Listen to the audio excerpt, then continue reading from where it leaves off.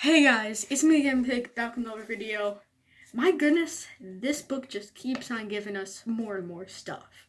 I'm so glad that I finished this book when I did, because all of a sudden, Matt Pat made his video, and all this crazy stuff happened, with this book. This book kind of blew up, because, to be fair, it's a great book, and, it really deserves all the praise that it's getting, because, it's very good, and I really spent this weekend just being like, you know what, I'm gonna finish this book, and that's what I did, and it's great. As I said in my last video, but if you haven't seen my last video, it's a review on Five Nights at Freddy's Fazbear's Into the Pit.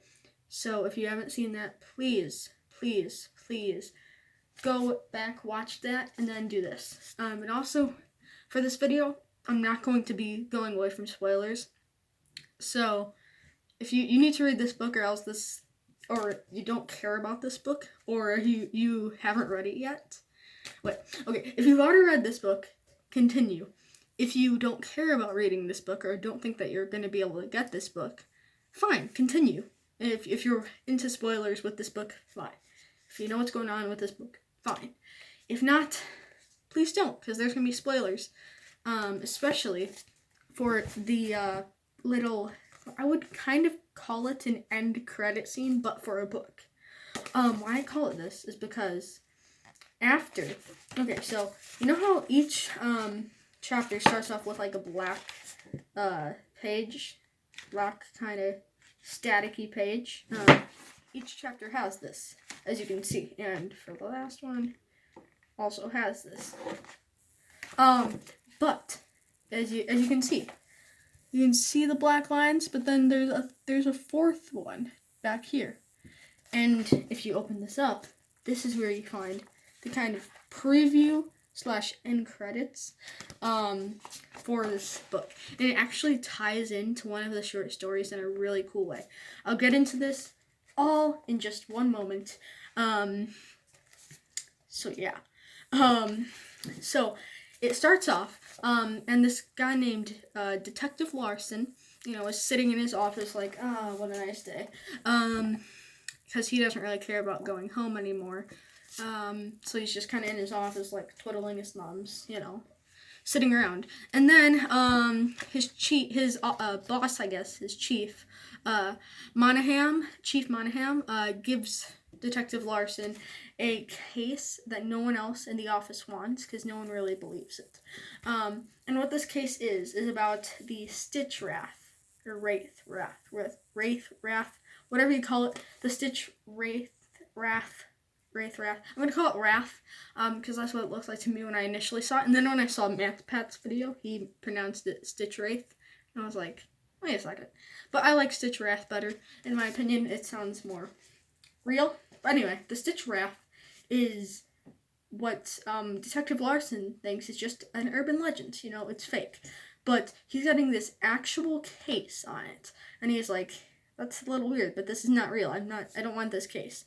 But then he says how there was a different case. Chief Monaghan talks about another case that happened apparently a few days ago, from when this is happening, which is To Be Beautiful. If you know To Be Beautiful, is one of the short stories in here. Give me a second. To Be Beautiful. The main character's name is Sarah, and he talks about a child who went missing named Sarah, and eyewitnesses reports that she turned into junk, which is what happened in the book. So, it's amazing. Whatever what it is previewing and To Be Beautiful are actually connected, which is a really, really cool thing in my opinion. I thoroughly am intrigued with that.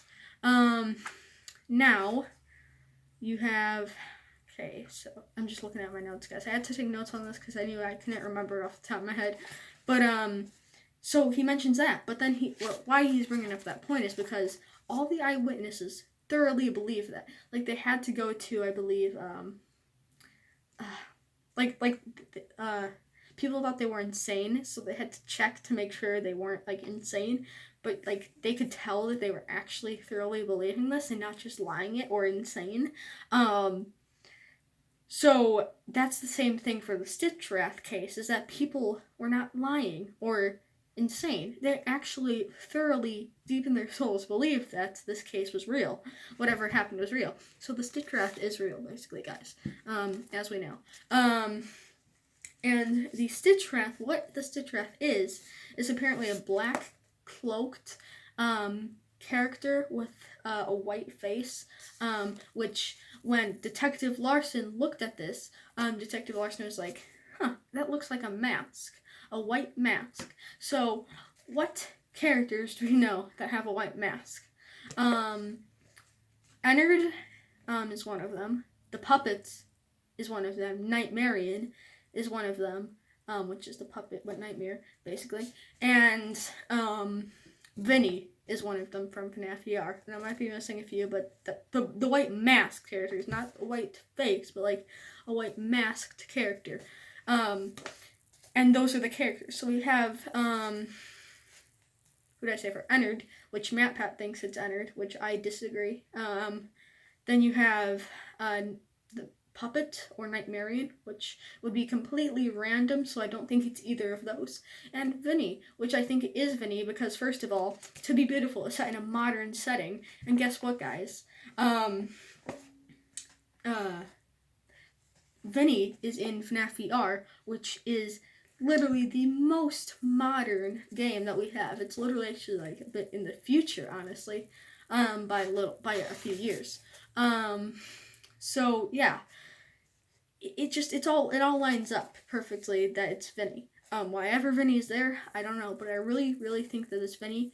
That, or there's something that is completely random and we have no idea what it is.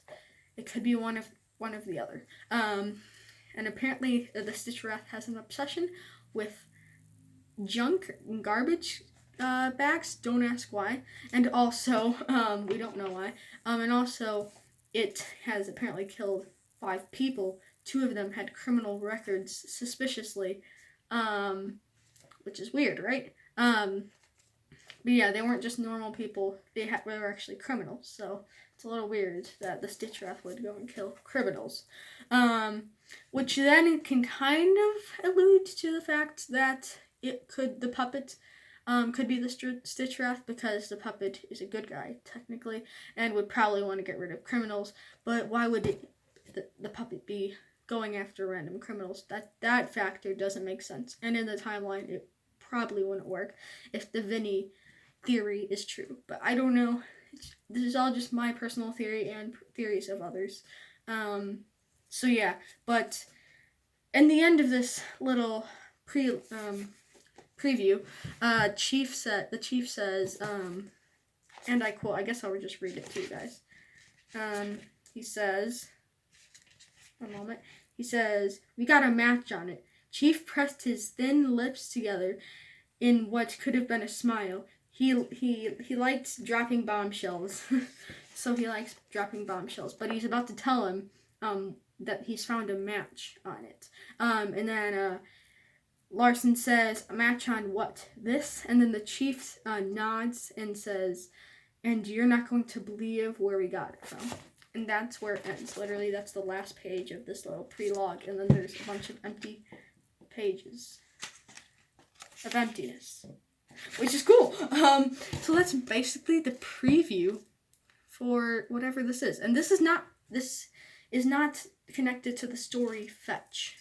I believe this because Fetch has nothing to do with the Stitchwraith.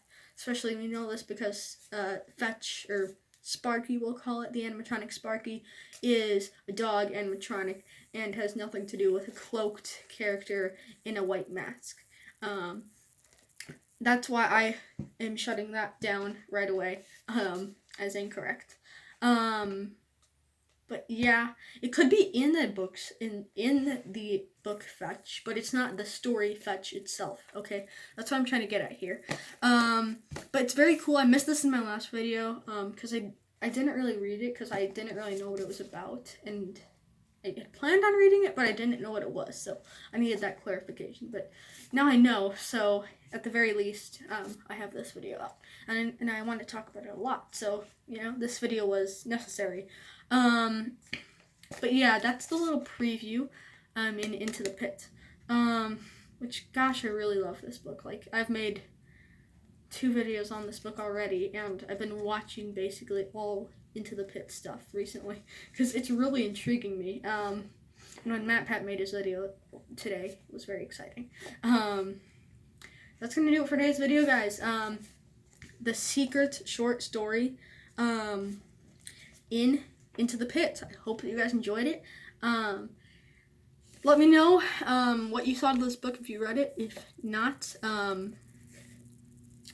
just comment your thoughts. And of course, as always, make sure to like and comment and subscribe. And check the links in the description below, because those are my YouTube friends. And yeah, I'll see you guys next time. Bye.